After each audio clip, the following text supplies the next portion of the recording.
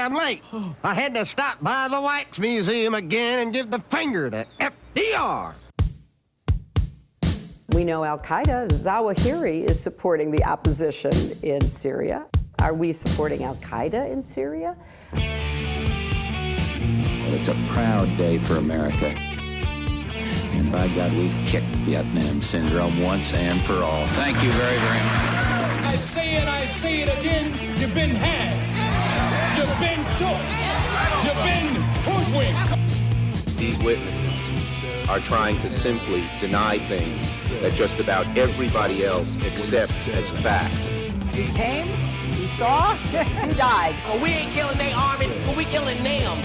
We be on CNN like, say our name, bitch, say it 3 times. The meeting of the largest armies in the history of the world. Then there's going to be an invasion. All right, you guys, introducing David Stockman. He was budget director under the Ronald Reagan administration there for a little while, and he's the author of the book, The Great Deformation, and then most recently, his brand new one, Peak Trump. Welcome back to the show. How you doing, David? Very good. Happy to be with you. Very happy to have you on the show, and I always love seeing you on the TV news shows. I guess the money channels have you on to talk about dollars and cents, and you always work in a slam on the unnecessary American empire there, and you're one of the only anti-war people allowed on TV for whatever different reasons, but they have you on over money, and you always make good use of your time on there, and I sure appreciate that. Well, thank you. Yeah, I'm always looking for the opening where I can segue a little off track in terms of the Wall Street and Washington fiscal policy and so forth into this. A couple weeks ago, I was on Morning Joe, and I had a perfect opportunity to say I disagree mostly with what Trump is doing on domestic economic policy, but at least there was some hope originally that he was going to rein in the empire and, for instance, disband NATO, which is, obsolete for 30 years. And the host, Mika, was shocked. And, it was kind of a classic moment. But anyway, so we try to, get our perspective in when we can. Yeah, absolutely. All right, so first of all, to start off with here, before we get into the book, I wanted to ask you a specific question about Venezuela, and then, of course, there's this whole coup here, and so you can comment whatever you have to say about Venezuela. But my original question on this is, how much of their hyperinflation is due to the fact that the government was expanding the money supply in order to, I guess, monetize debt or directly pay government benefits to people that they could not afford because of the crash in the oil price? And how much of the inflation would you say is instead because of the economic war inflicted on Venezuela by the United States, different kinds of sanctions and kicking them out of SWIFT and these and those kinds of things? I'm wondering your take on that. Yeah, that's a very good point, and I don't follow it closely enough to make some kind of fine-tuned allocation. But obviously we know their economic policy has been off for 2 decades. They have been, squandering the resources of the enormous oil reserves that they have.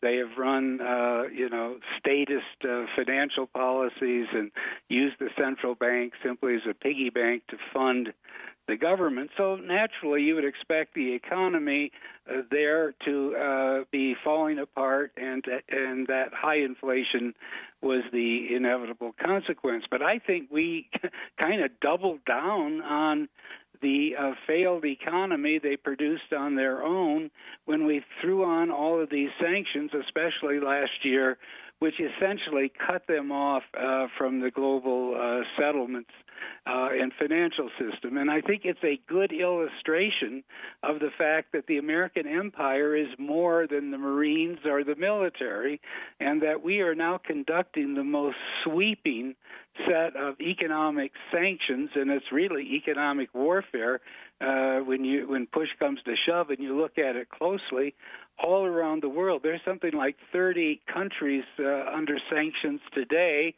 And in my book, I mention a list that they publish and update periodically of all the individuals, some of them government officials, some of them allegedly cronies of bad people like Putin and so forth, who are under sanction. And this list, by my count, is in the hundreds of thousands of people around the world that, Washington has decided in its wisdom to put under sanction, which means that if they come to the United States, they'll be apprehended, or if they engage in commerce anywhere on the globe where we can intimidate a country into seizing their assets are going to be seized. So this is the late stage,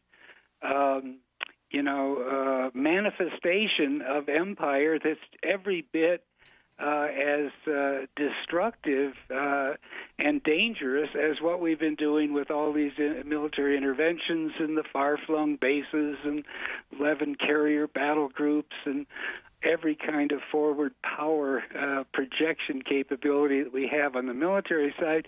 It's now almost a dual pincer movement, a dual menace in the world economy. So therefore, you have part of the military-industrial surveillance empire complex, if you want to use all those hyphens, in the Treasury Department. There's a huge operation in the Treasury Department now conducting economic warfare, not only against Venezuela, but, as I said, 30 other countries. And right now it's particularly, as we all know, focused on the Iranians and the fact that we disapprove of their foreign policy, and therefore we've decided to once again try to isolate them, destroy their economy, and make them an international pariah because, Bibi Netanyahu and his Washington spokesman don't like the foreign policy they conduct. The foreign policy they conduct is to be allied with Syria, because there is a lot of reasons for it, including that they're both the Alawites and the Shia are of the same confession within the Islamic world, and many other reasons. But anyway, here we are sending nasty notes around the world to any country that deigns to buy oil, which is for sale on the world market, from the Iranians, because Washington has decreed that their oil is, embargoed. Mm-hmm. This is going to cause some tremendous conflict with a lot of other countries, including the Europeans, as we can see, as they're trying to develop a vehicle to work around these sanctions. Mm-hmm.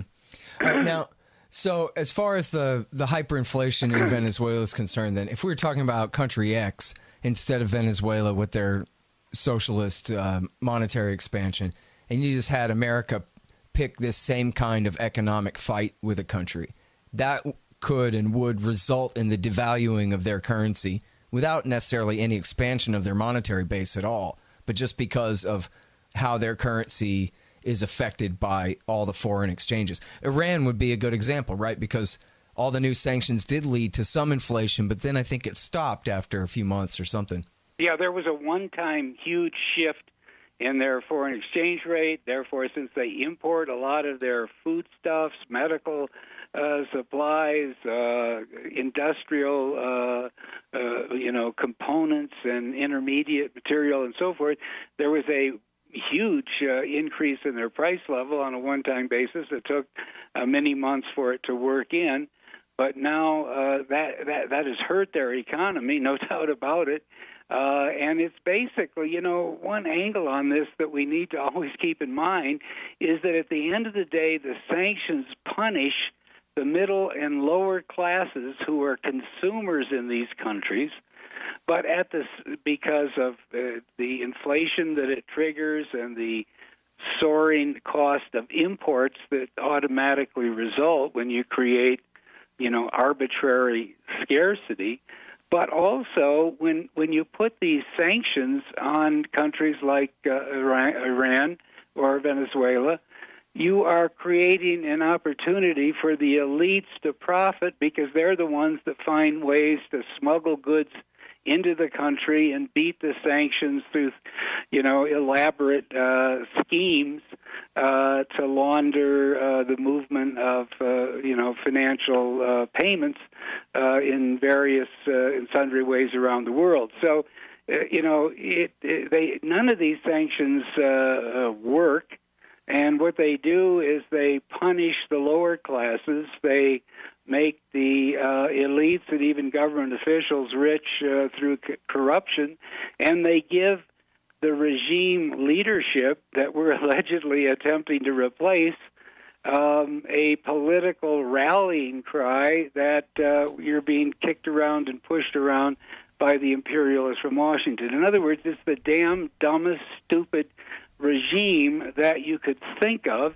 It's not even theory here. It's demonstrated over and over in real-world outcomes and consequences, and yet they keep doing it because Imperial Washington, as I call it, is so in the grip of this groupthink about, the role of Washington as the indispensable nation and as the leader of the world, that they think, in fact, as a matter of fact, the Democrats find sanctions even more conducive because allegedly this is an enlightened way of conducting what I call imperial policy and what they would call global leadership. So when you have both parties gung-ho for economic warfare and a large share of Washington more or less reconciled to perpetual military warfare, you have a pretty nasty combination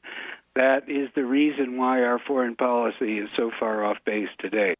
Hey, y'all, here's how to help support the show. First of all, buy my book, Fool's Errand, Time to End the War in Afghanistan. It's available in paperback, Kindle, audiobook, and now in EPUB in all the different locations online there. You can get it, Fool's Errand. And also, really subscribe to the show. If you're not already a subscriber, there's an RSS button, iTunes, Stitcher, and all that stuff at scotthorton.org and also at libertarianinstitute.org. Two different feeds there, the same thing. And also, I got a YouTube channel, youtube.com/Scott Horton Show. Subscribe there, and you'll get all the interviews. And check out my Patreon, patreon.com/Scott Horton Show.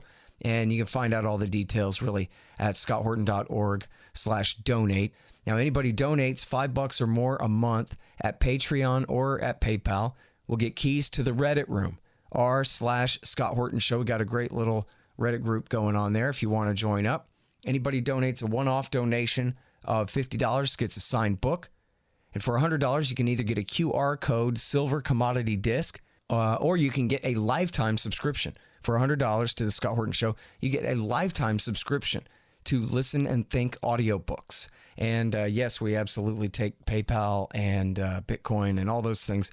So just go to scotthorton.org/donate. Also, the Amazon link is back at the top of the right-hand margin on the front of the page there. If you want to do all your Amazon shopping by way of my link, I'll get a kickback from their end of the sale. And hey, give me a good review on iTunes or Stitcher if you feel like it, or if you read the book on Amazon.com. And, of course, share on social media, that kind of thing.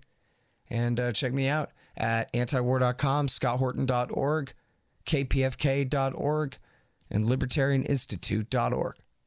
Well, so now what do you think about the coup as it's, I guess, the failed putsch in Venezuela? I mean, the military did not side with the new government's leader or the new, proclaimed government leader, so it seems like it didn't work. But what do you think is going to happen? What do you think it says about Donald Trump and his foreign policy? Well, what it says is that he's too damn impulsive, okay? Essentially, I think he had a view that we needed to rein in the empire. That's really what the rudiments of America First were about. And he correctly, other than the first day after the war in Iraq in 2003, even long ago, took the right side of that one. And as he became a candidate and then the nominee, he clearly pointed out that the intervention in Libya was a total disaster, which it was, that Syria was like a human wreckage dump that had been created by Washington's intervention. So I think, he also understood that there was no reason to reignite Cold War 2.0, that there was no fundamental quarrel with Putin, that we need to normalize relations with Putin, and in the process rethink NATO, because anybody who thinks about it rationally realizes the Cold War ended 30 years ago, and the Cold War was the only reason for NATO in the first place. So he was coming in the right direction, but he gets into office, he's impulsive, he doesn't have a studied view of anything, and then unaccountably, but I can explain how it happened, but unaccountably he surrounds himself with advisors who are hardcore neocons or lifetime, deep state apparatchiks who are totally at variance, who have views that are totally at variance with what he was trying to articulate.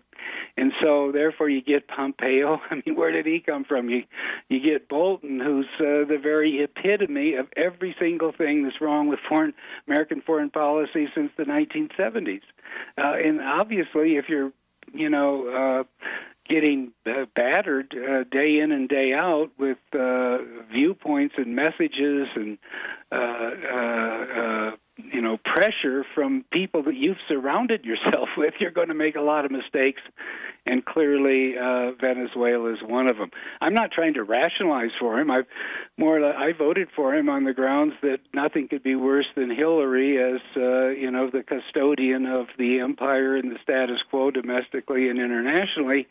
But I am truly and profoundly disappointed that he chose to surround himself with people, now Elliot Abrams, for crying out loud, in Venezuela, that he should have known were going to undermine everything he's trying to accomplish. We read even in the last couple of days that no matter how hard he tries and no matter how often he says we're getting out of Syria, they keep finding end runs and excuses to drag their feet. I read this morning that there's actually 3,000 U.S. forces in Syria now, not the 2,000 that were there when he announced they were leaving.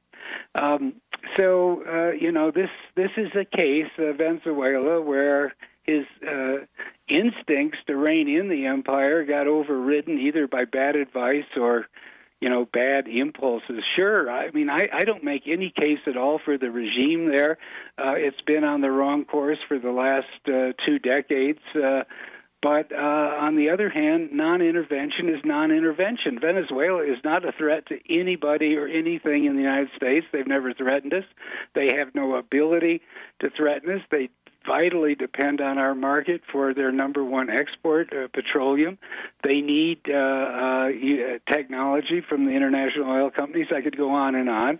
So there is utterly no reason whatsoever to be meddling in the internal quarrels that country is having. Now, as far as I can see, the government that we've recognized is just a ragtag, ad hoc set of people that more or less were trained and recruited for that role by the deep state, by the CIA and the whole apparatus of Washington State Department.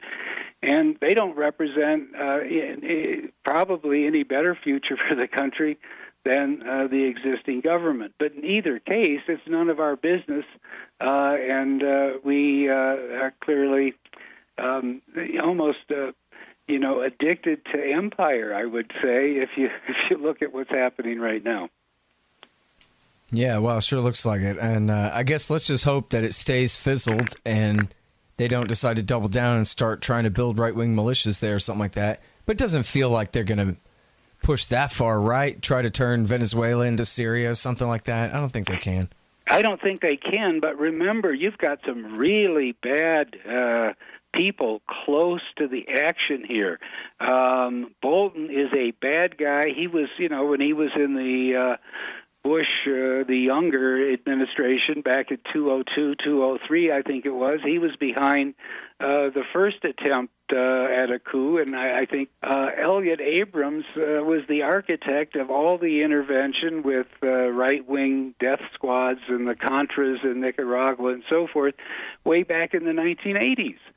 So, you've pulled people out of a time warp, and Pompeo's just as bad, as long as we're talking about, the circle of advisors around Trump. So if you have Pompeo, Bolton, and Abrams all trying to prove that they had the right idea and that they can succeed, you don't know how far they might actually take this.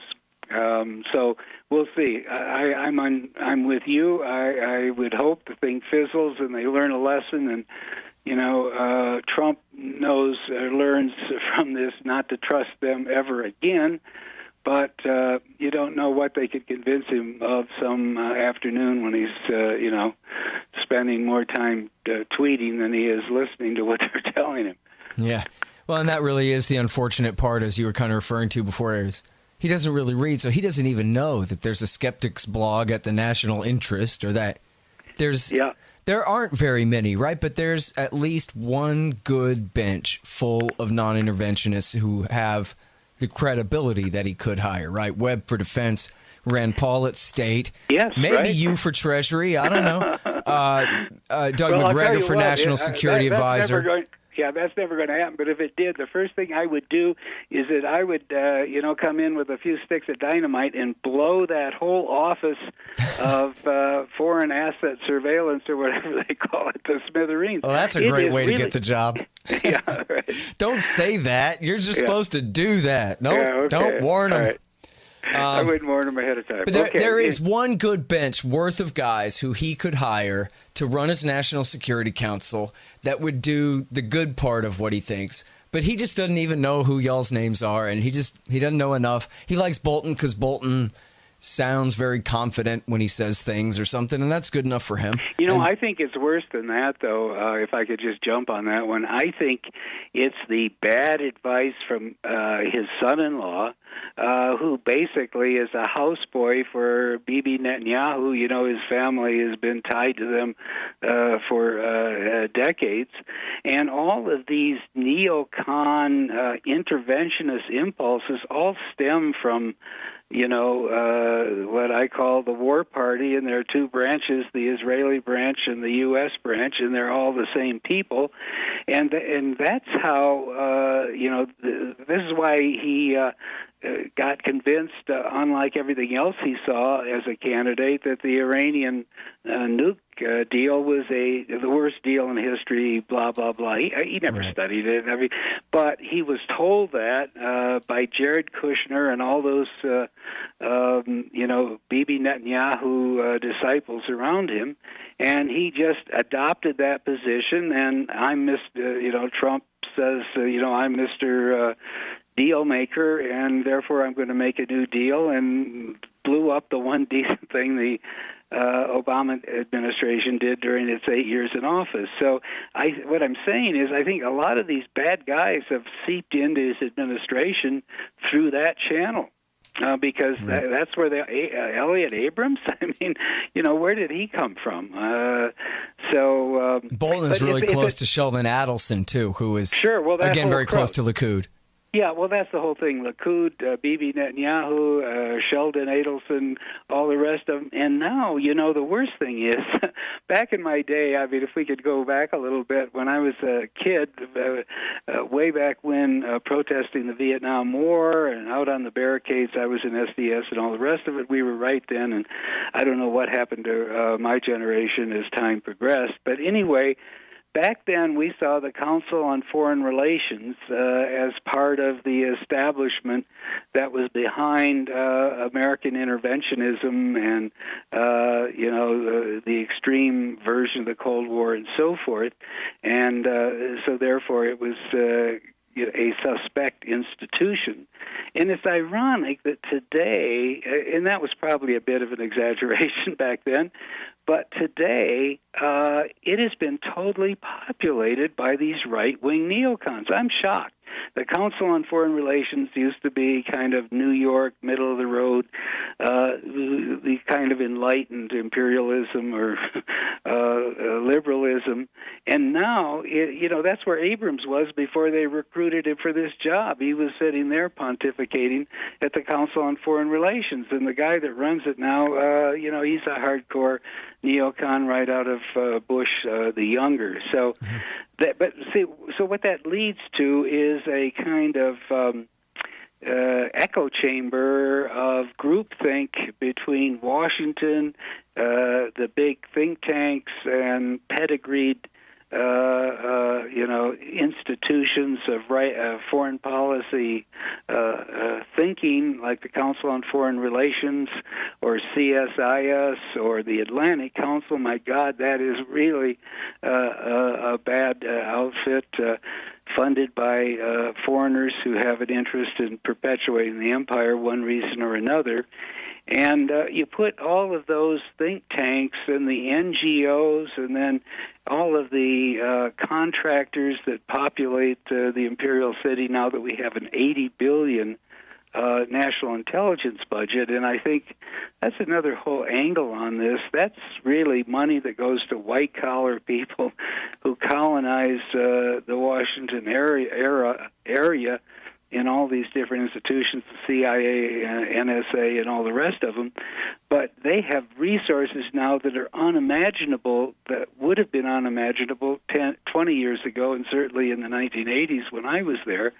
And that is another source of this whole suffocating groupthink that we have in Imperial Washington today that can't see the folly of the overwhelming sweep of what we're doing. Mm-hmm.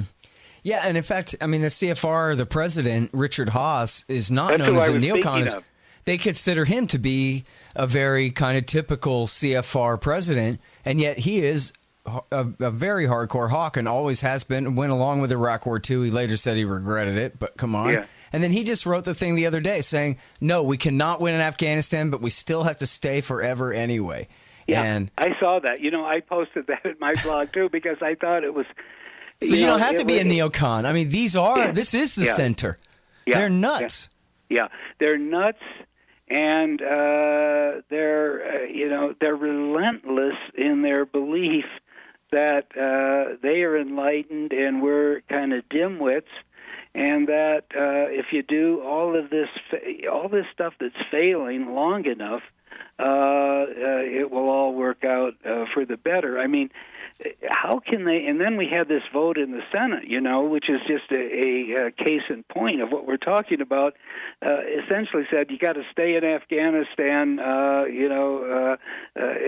far as the eye can see, by 68 to 23, I think the vote was.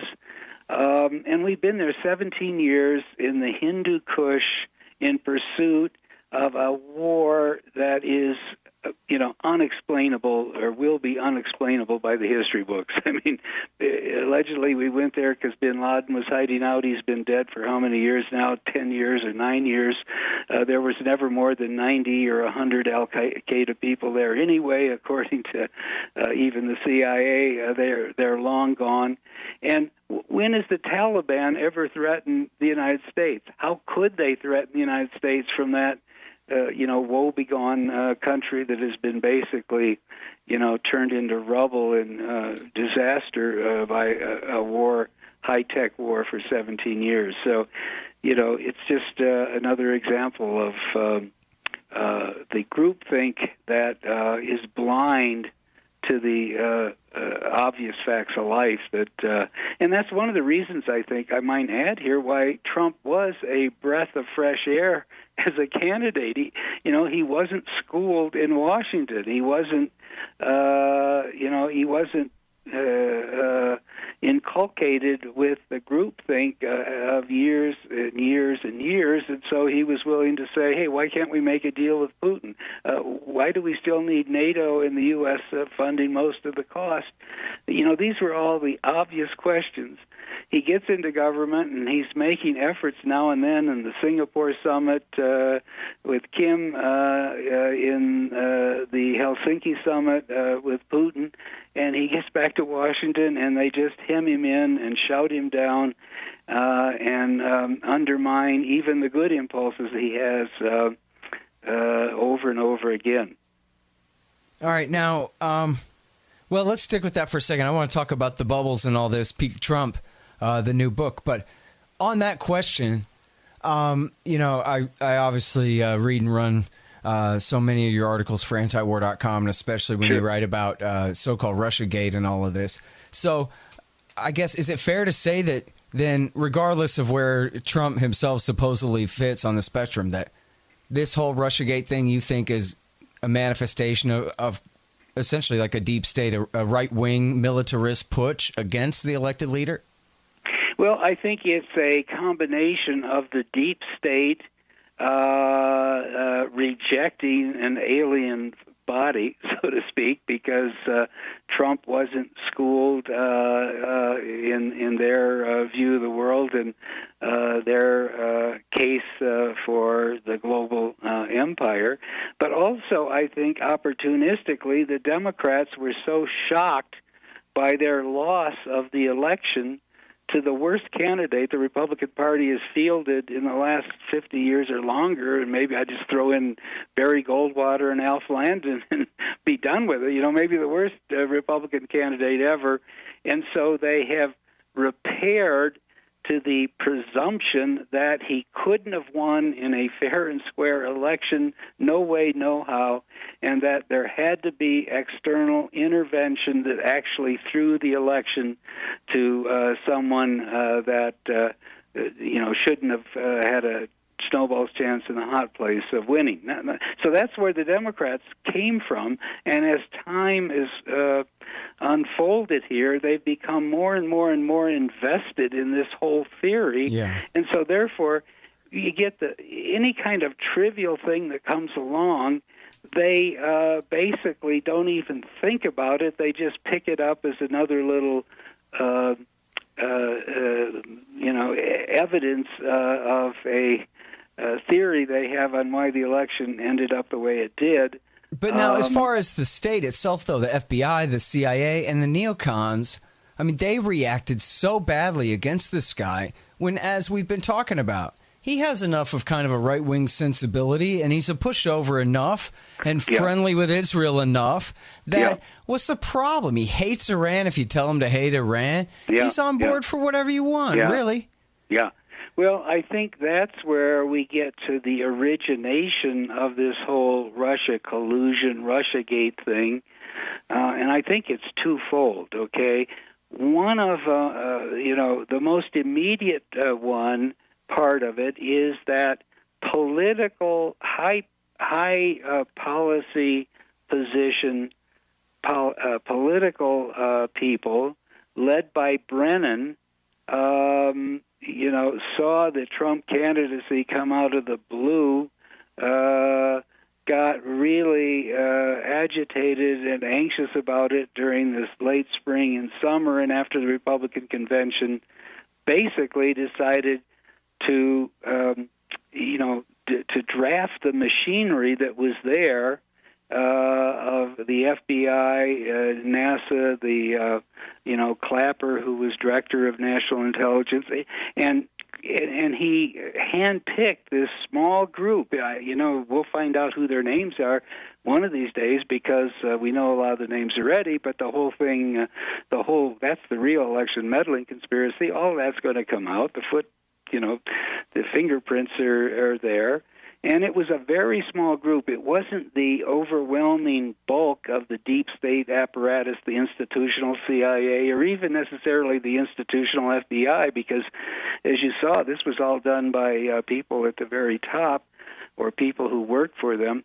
And so they used the dangerous machinery of the deep state and all of their ability to, intercept communications any time of day or night in furtherance of a politically driven, top of the Obama administration effort to undermine the opposing candidate. That's the first place it came from. The second place it came from was the deep state institutional apparatus. Now, not just the Brennan cabal at the top, but the institutional apparatus turned heavily against Putin back in late 2013, early 2014, culminating in the coup in February on Kiev, when Putin adroitly stepped in August, September 2013, when Obama had drawn his red line and false flag gas attack had occurred, and he was ready to unleash the bombers, and that would have been the coup de grace to take Assad out. And what happened then, just as the whole regime change project, Syria division, was about ready to be fulfilled or enter the ultimate phase, Putin stepped in, got Assad to agree to have international supervision of the destruction of all of his chemical weapons. That stopped the bombing campaign cold, and the Brits didn't want to do it. They voted it down in Parliament. Obama kicked it to the Congress. They sat on their hands, and the whole apparatus of the deep state policy got stopped cold in Syria. They blamed Putin for it, and the whole thing turned against Putin. And the reason that I think that was the critical point, and then that led to the coup and bringing to bear all the machinery of the State Department, National Endowment for Democracy, Radio Free Europe, et cetera, in February to get even with Putin for, as I say, frustrating or blocking the regime change. In Ukraine there. Yeah, that was what Robert Perry thought, too. Robert Perry thought that, because look at who we're talking about. It's Robert Kagan's wife. Was the one who pushed that policy. Victoria Nuland, who basically, as you remember famously, because someone intercepted her phone call with the U.S. ambassador there, who famously said, Yats is our guy, and the next thing you knew, 4 days later, the coup was accomplished and he was named prime minister, just like the U.S. State Department desired. Yeah. And, of course, they were all running around there. McCain was on the ground passing out cookies or something. I don't know. Whatever he was doing. And they really did hate, overall, more than anything, they hated, the Hawks did, that Obama was starting to get along with Putin, that they kept finding things to cooperate on, like Putin was really doing Obama a favor in leaning on the Ayatollah to cooperate on the nuclear deal as well. And they hated that. Yes, exactly. But I think that's true, and that came to bear in 2014 and 15 as the Iranian negotiations, ground towards a successful conclusion. But I would say it was the Syria front and the stopping cold of the bombing campaign that really would have destroyed the country and probably the regime. That was the thing that triggered this immense anti-Putin reaction that got the machinery, not just the political leaders at the top, although Victoria Nuland obviously is a political appointee, but got the machinery turned in a increasingly vituperative anti-Putin posture that, frankly, if you look back, wasn't there. I in my book, I point to one episode that sometimes we forget how much things change in a short period of time because we got this recency bias, and you got cable news, and you got memories that last 2 weeks at best or 2 days normally. But if you go back to September 2012, the presidential debates between Romney and Obama, Romney made the statement in that debate that shocked everybody at the time, that our number one national security threat was Russia and Putin. And he got the response to that in the mainstream media was a wave of guffaws and disbelief, and where's he coming from, and how could he be that misguided? Now, actually, he was misguided, but the point is, mainstream opinion at that point had not yet congealed into this, irrational, maniacal, anti-Putin demonization, because you could see that. Certainly not at Obama's expense. They weren't going to go that way. No, I know. But maybe Obama was part of it. But the point is, Putin had not yet been demonized. Right. Russia had not been turned into some kind of, new Cold War threat. And that all happened beginning in August 2013, got much worse after the coup, and then, it just it festered from there. And, Washington has no clue, and I spent a lot of time in my book on it, on the Ukrainian reality and the history of how it got the way it is, and Crimea doesn't have any Ukrainians living there anyway, and that it was always Russian. And you can go into all of that, and it was completely lost on Washington once the coup occurred and the machinery, institutional machinery of the deep state apparatus decided that Putin was the new demon that the American empire needed to oppose. Yeah. That reminds me, actually, that because I was just looking at your table of contents there, looking for the Ukraine coup part, and I saw Woodrow Wilson, and that reminded me that you wrote the best essay that anybody ever wrote, which I guess was the transcript of a speech that you gave, or the text of a speech that you gave, called, Woodrow Wilson and Keynesian Myths and Central Planning, or some kind of awkward title, but it's the best thing anybody ever wrote as far as the history of since Woodrow Wilson and the First World War. This is what happened in America in terms of monetary policy and booms and bust, and in terms of American foreign interventionism, all tied together there. It's just great, and I'll make sure to link to that in the show notes as well. Okay, well, I appreciate you saying and I remember that. you being good on Ukraine throughout that whole coup era as well. Well, I appreciate you saying that, but, the reason that I dug back that far into history, it's 100 years now. In fact, we're having all kinds of anniversaries. This coming year will be the 100-year anniversary of Versailles. I mean, a few months from now. I think it was finally signed in June or July 1919. And that was the pivot point in world history.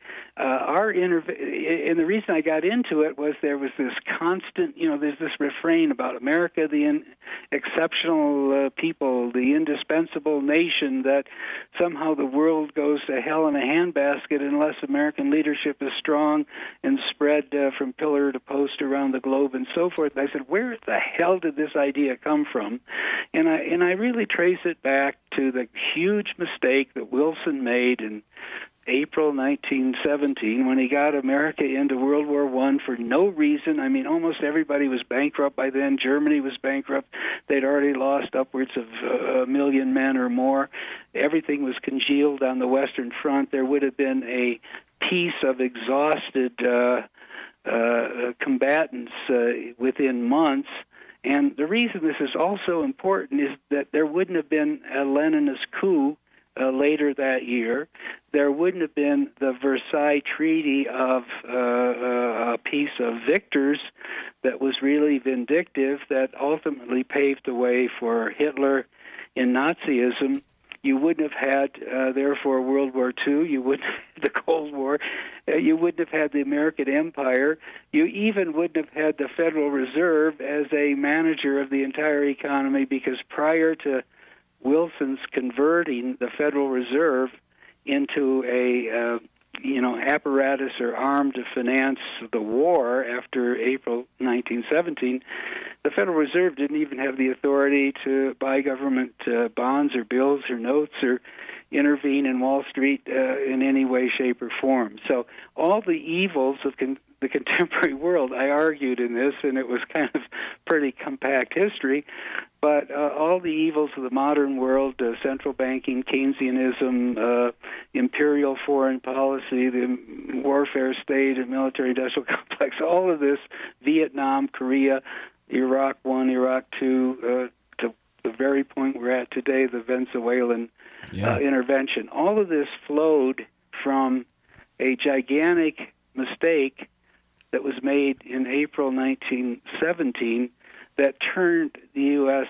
from a republic to an empire. Now, so the article is called Keynesian Myths, Monetary Central Planning, and the Triumph of the Warfare State. Yeah. And it's in 6 parts, and it really could be called a primer to a libertarian understanding of the history of the 20th century as well.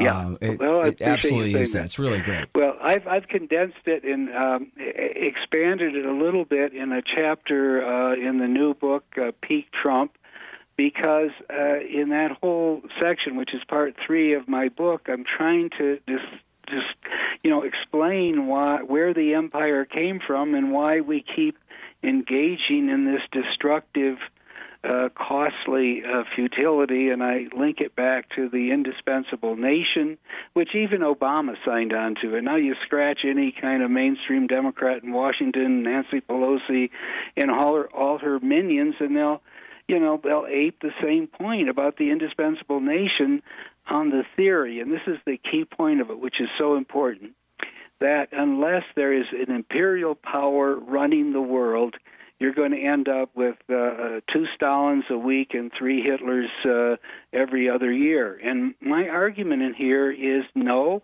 that isn't the way humanity's DNA is made up, and that what we really had was a freakish confluence of totalitarian societies in the 20s and 30s that stemmed from World War I, and without that, you wouldn't have had those nightmares of the Holocaust and Nazism, and even more people killed by Stalin, and even more by Mao.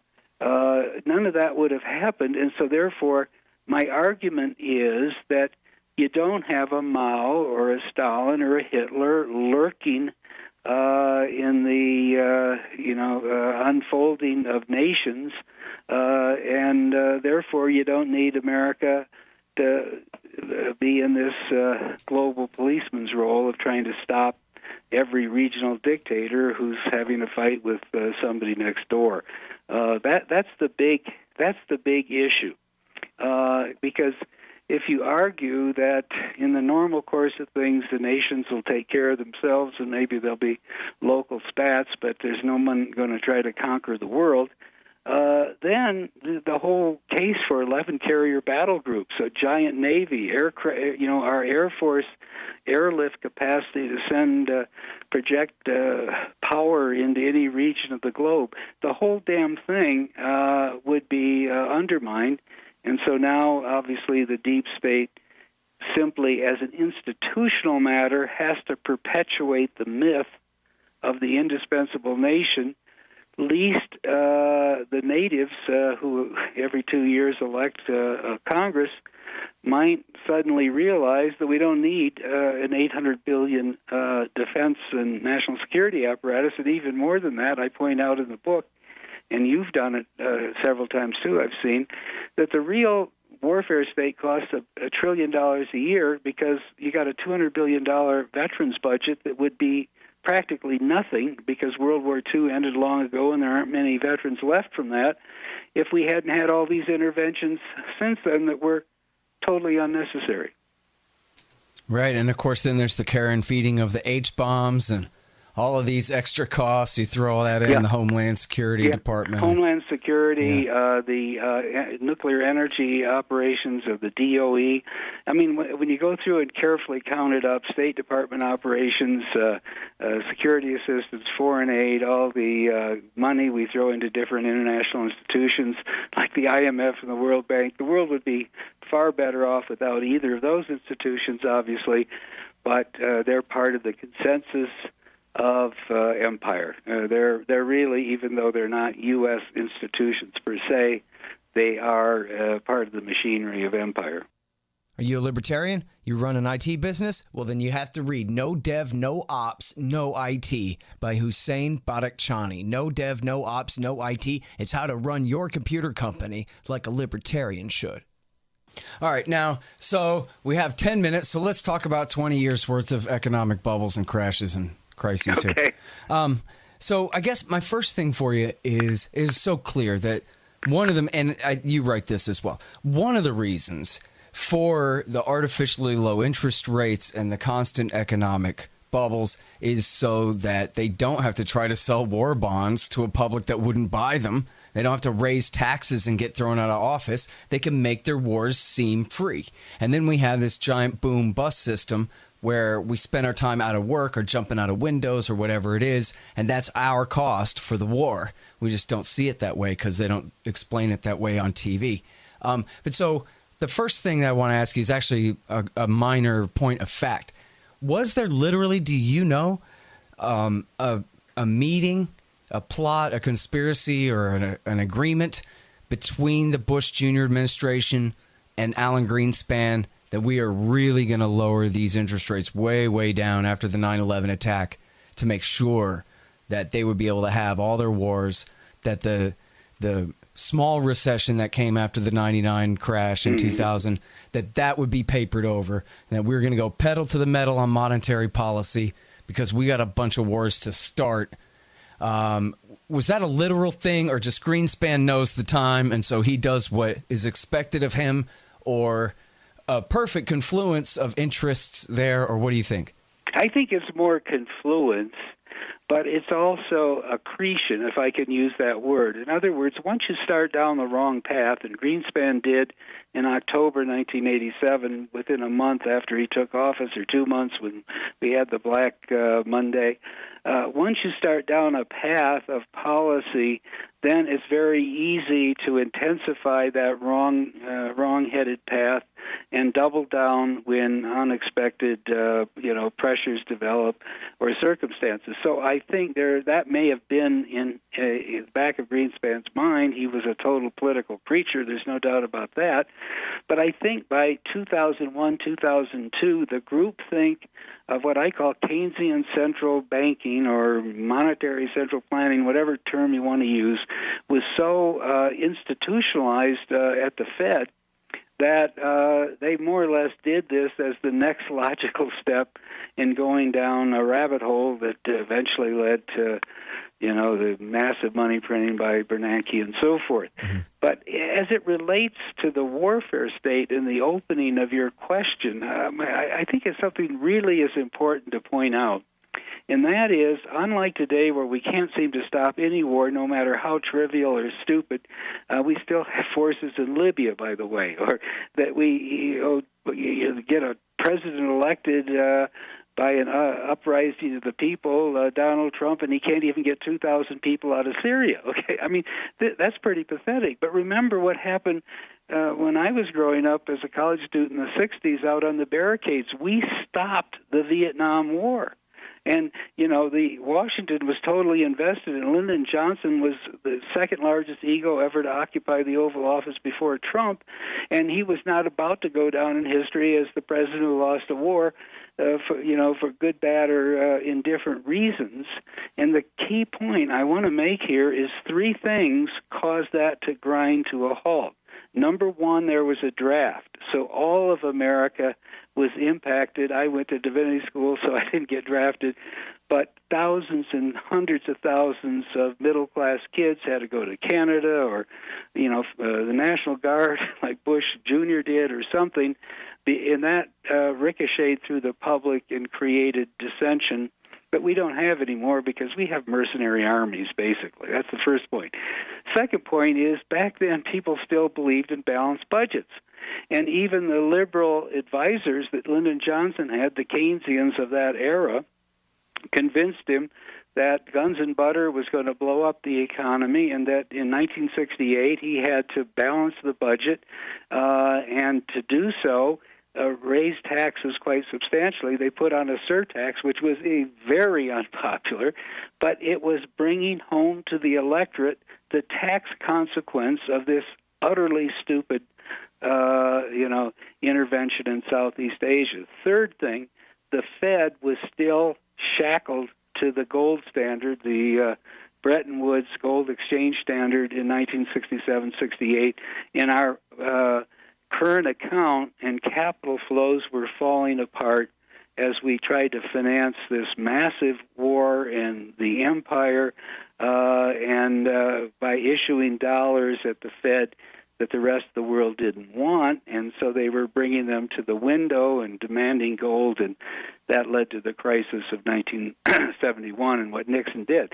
But so the point is, you had a draft, you had a reason, you had a tax requirement and a fiscal discipline, and you had a gold standard as three barriers to one of the greatest misadventures of the warfare state of modern times. Flash forward 50 years, you don't have any of those things because the Fed has been monetizing all the debt, so the politicians think that deficits don't matter. The gold standard is now, a relic of history, and the Fed basically prints at will. And as I said before, we have a mercenary army. So, we're like the late stage of the Roman Empire now, bankrupt, and we just don't know it yet. All right, now, so my whole life I've heard people complaining about the national debt, and I remember when Reagan left office, people said, what a crock, the conservatives. They come into power, and I'm sure this is no fault of your own, they come into power preaching all this fiscal conservatism, and they had, I think, less than $1 trillion debt, and they left with a $4 trillion debt, and that is the end of the world. I remember being told in the 80s, and now here we are, it's 21, and so maybe there's no limit on the debt, and the government can just go on like this forever, and it'll be fine. Well, that hit a fulcrum point in October 1987. It's absolutely essential here because what was happening during late 86, 1987 was the chickens were coming home to roost on these huge Reagan deficits. They weren't temporary. They weren't stimulus. They were structural, permanent, and something that was beyond anything seen before, 4 or 5% of GDP. The old consequence of permanent large deficits was showing its ugly head, what we called then crowding out, rising interest rates, because the Treasury was trying to finance all this in a limited supply of savings. And rates went up from about 7% at the beginning of the year, 1987, to almost 11% right before the great 22% crash in October. So it was about ready. In other words, the chickens were about ready to come home to roost. We were within months of a recession. There would have been a bad recession in 1988. Reagan would have been blamed for it. They would have understood that deficits sooner or later bring the system down, crowd out investment, cause a recession. But it didn't happen. I'm talking contra history here, because Greenspan panicked on Black Monday and just opened up the printing press like never before, sent his henchmen down to Wall Street, forced them to trade with each other, even though they knew they shouldn't, and there were bad credits and they were at risk. And it was that point in time where a whole lease on life of big deficits was granted in the form of massive monetization of the public debt, and not just in the United States. And this is the second key aspect of this that goes back to your original question. With the passage of time in the 90s, the Greenspan policy of aggressive monetary expansion forced everybody else in the world to do the same thing. So the Chinese started intervening in the foreign exchange markets by essentially buying dollars and bonds in order to hold down their exchange rate. And then everybody else did it around the world because otherwise they would have faced a short-run crisis of a rising exchange rate, falling exports, damage to their, mercantilist growth policies and so forth. So the Keynesian disease that Greenspan institutionalized on Black Monday, October 19th, to be precise, 1987, spread to the entire world by the year 2000. And what happened then is from the year 2000, when the balance sheets of the central banks of the world were about $3 trillion, if you add it all up, everybody, ECB, the Fed, Bank of Japan, People's Bank of China, Bank of Canada, and all the rest, today is $25 trillion. In other words, over the course of the first 2 decades of this century, the central banks of the world have printed about $21 to $22 trillion of credit out of thin air and used it overwhelmingly to buy sovereign debt, not just the United States debt, but the debt of Italy and all the rest of the fiscal basket cases in the world, and especially Japan. So that, if you look at that in perspective, when you have $22 trillion of central bank bond buying or fixed income security buying, it fundamentally and powerfully impacted the pricing, the supply and demand in the global market for savings, and it drove interest rates to unspeakably low levels.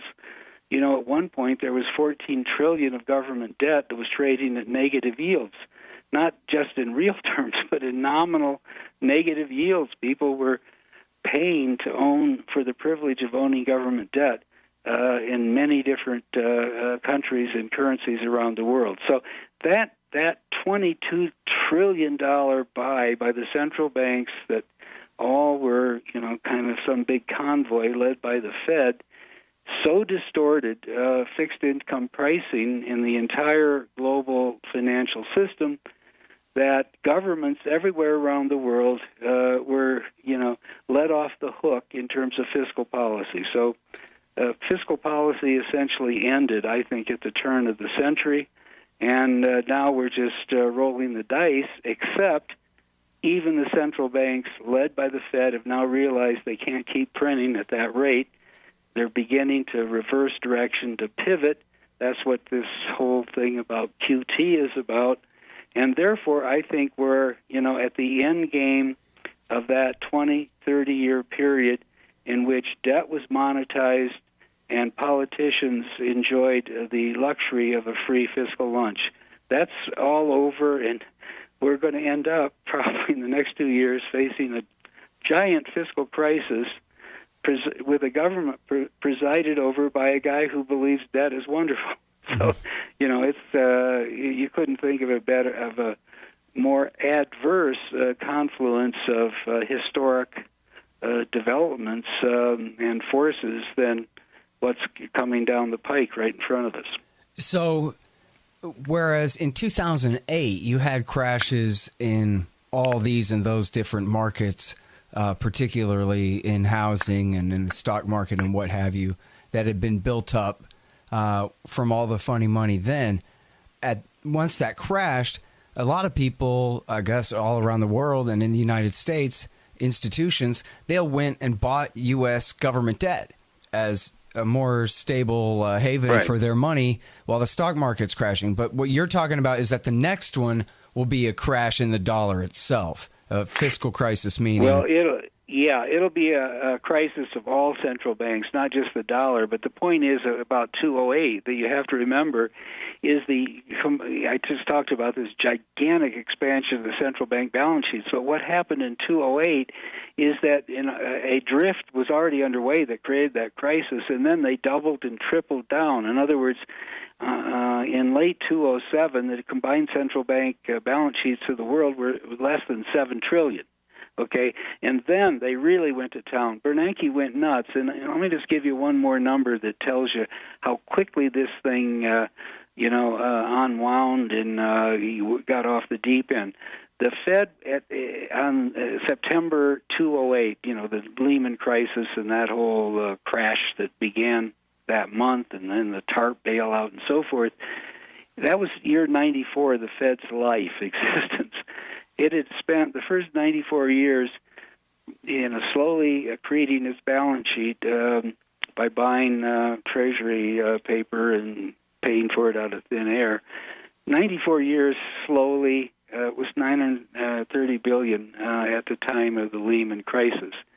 In the next 13 weeks, or actually a little more, 94 days, this is really a nice comparison. In the next 94 days, Bernanke expanded the balance sheet of the Fed from $930 billion to $2.2 trillion. In other words, in 94 days, he nearly tripled the balance sheet that had taken 94 years to create by his predecessors. And once the Fed did that, obviously there was a home for all the bonds that the governments could issue, because the Fed was buying them up hand over fist, and everybody else soon followed. If you go back to the crisis in 2008, the balance sheet of the ECB was only about $1.4 trillion. Now it's $5.4 trillion. Okay, so they did the same thing that the Fed did, and the Bank of England, on a smaller scale, did the same, and Japan went even more nuts. We don't have enough time, but if you went into the rate at which they've expanded their balance sheet by printing money, it's truly staggering. So, double down, triple down in 2009, extended a false fixed income market so governments could issue all the debt they wanted, and yields actually fell consistently year after year. And that was basically a form of euthanasia. I call it fiscal euthanasia, in which all of the governments of the world went to sleep. Republicans and even all the remnants of the Freedom Caucus and the right-wing, fiscal right-wing, basically gave a lot of speeches but didn't worry about it in the sense of doing something that made a difference. So we basically, for the last 10, 11 years since the crisis, have had all governments of the world, enjoying the fiscal free lunch because the central banks were buying up the paper. But, as I say, that's now ended, and, I think in some pretty dramatic way, the day of reckoning is around the corner. Mm-hmm. Okay, but I guess, and forgive me, because I'm really just ignorant about this stuff, but you're telling me that the next crash will be different in kind from the 2008 crash, or it'll be the rest of that crash that Bernanke put off with all this expansion? Yes, I think your last statement is exactly it. The crisis never ended. It was just driven underground and deferred and papered over by this massive outpouring of central bank money expansion. But now that they've stopped buying government debt, the market is now slowly going to work its way back to what I call, true supply and demand, market clearing prices. And the debt is soaring. Trump basically has increased dramatically the deficit, which was bad enough that he inherited.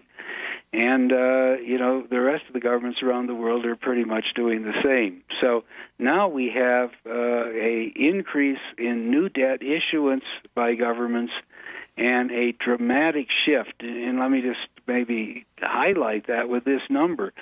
A year and a half, 2 years ago, the central banks of the world were buying in government debt at a rate of about $2 trillion a year. That is now down to zero, and the U.S. is actually shrinking its balance sheet, and I think ECB is not far behind, and other governments, other central banks are going to have to follow.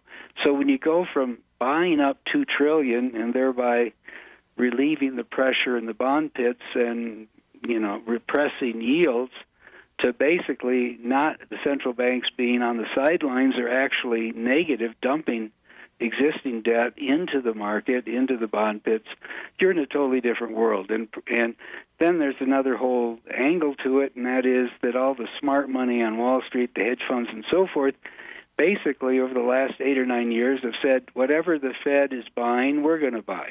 And then the speculators in Europe basically, followed suit. Whatever the ECB is buying, we're going to buy. So there is a whole wave of speculators who have been front-running the central banks, realizing they could collect the yield buy the debt on 98% repo and pay like almost nothing for the overnight carry. So they were, laughing all the way to the bank. But now that the central banks are beginning to sell paper, or at least not buy the government debt, all of these front-running speculators are going to get out of the Treasury market, and that's going to only compound, the reckoning or the pricing adjustment that's coming down the pike. Mm-hmm. All right, but now, so Donald Trump, though, has some power here, him and the Republican Party, and they've cut taxes, and I guess they've done a lot of spending on, military spending, which in the short term, in their eyes at least, in terms of aggregate demand, is stimulative, right? So is that going to help, either or both of those things going to help to put off the next crash at all? I don't think so, because this time the fiscal stimulus, so-called, was not monetized. And the key rule that everyone needs to understand is fiscal deficits do not stimulate growth if they are honestly financed in the bond market, because if the government gets $100 billion, someone else doesn't, there's a higher yield, and some, home mortgages aren't issued and houses aren't built, or companies don't borrow money and plants aren't built, and so forth. So if the deficit is financed honestly in the bond market, the capital market, there's no stimulus. It is only stimulative if the Fed monetizes the new debt, or other central banks do, by buying up the extra paper. That's what we've had in the last 3 decades, but that's not the case with the Trump tax cut and the Trump defense increase. The Fed stopped buying paper in late 2014, and there would have been a repercussion even then, except the ECB doubled down during that 3-year period and took its balance sheet from about $2 trillion to $5 trillion in less than 4 years. But they're out of business now, too. So you see what I'm saying here is that this time the big central banks of the world are not monetizing the debt, incremental debt being created by the Trump tax cut, which is massive, $1.7 trillion over 10 years, or the defense increase and all the other spending he's doing. So it won't.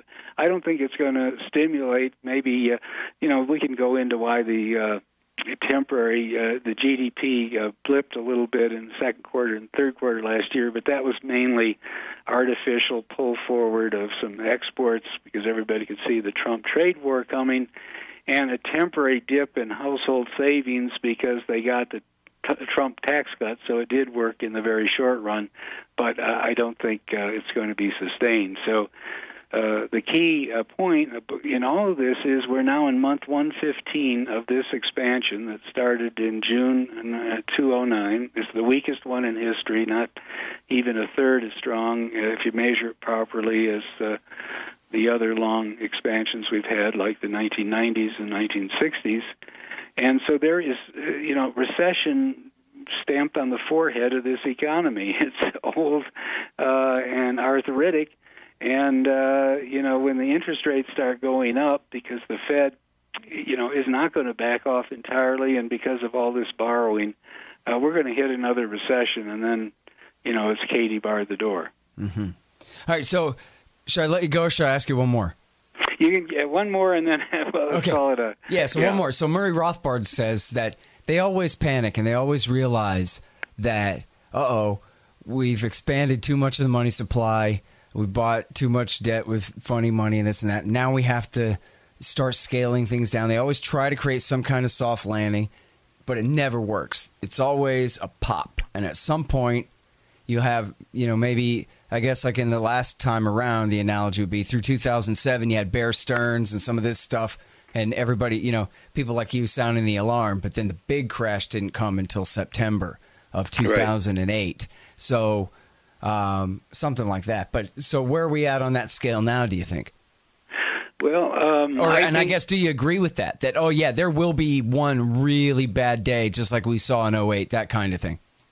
Yeah, I actually agree with that because, there's never been a soft landing, but since the Greenspan era of real activist Keynesian central banking, it's gotten even worse. And now we don't even have Main Street-driven credit cycles anymore. That's what used to cause recessions. The Main Street borrowing would get overheated, mortgage market would get red hot, companies would be, expanding their borrowings and investing at very rapid rates, fixed income inventories and so forth. The Fed would have to pull in the reins, raise interest rates rather sharply, and Main Street would come down and Wall Street would see it coming, and there would be an adjustment.